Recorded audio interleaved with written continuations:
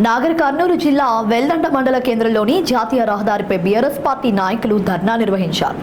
కాంగ్రెస్ ప్రభుత్వం రాష్ట్రంలో అక్రమ అరెస్టులు చేస్తుందని విమర్శించారు. తెలంగాణలో అధికారంలోకి వచ్చి 9 నెలలు గడుస్తున్నా రేవంత్ రెడ్డి సర్కార్ ఎన్నికల్లో ఇచ్చిన హామీలు నెరవేర్చకుండా మోసం చేస్తుందని మండిపడ్డారు. హామీల నుండి ప్రజల దృష్టిని మార్చాలని బీఆర్ఎస్ పార్టీ నాయకులను ఎమ్మెల్యే అక్రమ అరెస్టుకు తెరలేపారన్నారు. ఈ నిరసనలో మాజీ vice MPP Venkataiah Goud, senior నాయకులు, కార్యకర్తలు పాల్గొన్నారు. అదేవిధంగా మా ప్రాంతాన్ని కూడా అభివృద్ధి చేయాలి. ఈ పదవి అనేది వచ్చినప్పుడు మనం చేసినటువంటి పనే మనకు కనబడుతుంది.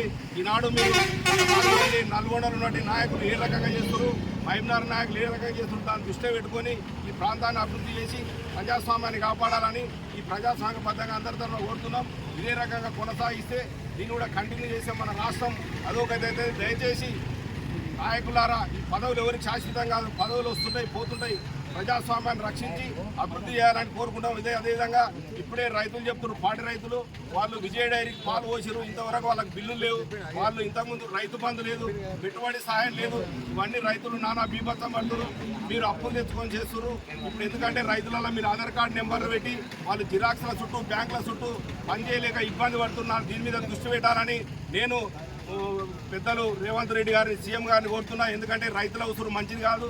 రైతు వేసిన రాజ్యం, కొట్టేసిన వ్యవసాయం ముందలు దాఖలాలు లేవు. దయచేసి దీన్ని దృష్టిలో పెట్టుకొని మీరు అభివృద్ధిపై దృష్టి పెట్టాలని కోరుకుంటూ ఇటువంటి అప్రస్వామిక బద్ధంగా దాడులు మంచి పద్ధతి కాదు. దాడులు చేయడం అనేది మన సంస్కృతి కాదు. దయచేసి అవి బంద్ చేయాలని ఈ సభాముఖంగా మిమ్మల్ని కోరుకుంటూ జై తెలంగాణ, జై తెలంగాణ.